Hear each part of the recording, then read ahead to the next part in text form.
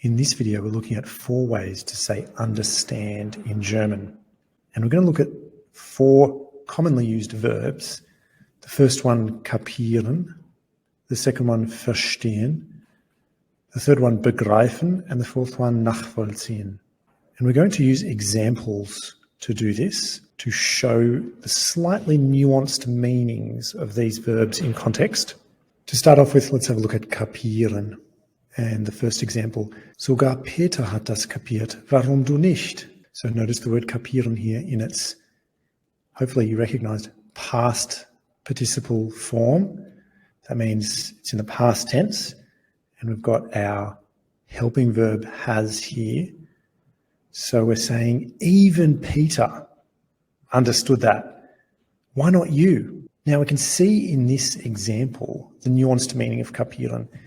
We can often easily translate it into English through the word get.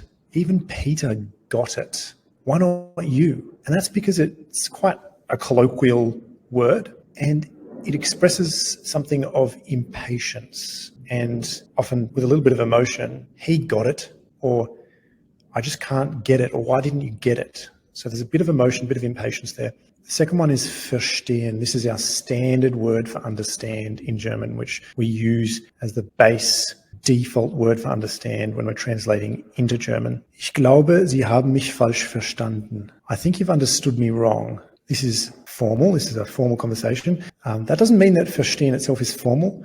It can be used in many different contexts. Here again, we've got the past participle. It's in the past tense. And the thing about verstehen is that it expresses the sort of understanding which you can get if somebody could just explain it one more time. So it's a general word for understand, which really expresses that you've understood something in quite a neutral way. Our third word is begreifen. Hat langsam begriffen, worum es hier geht. Again, we have a past participle. This is in the past tense.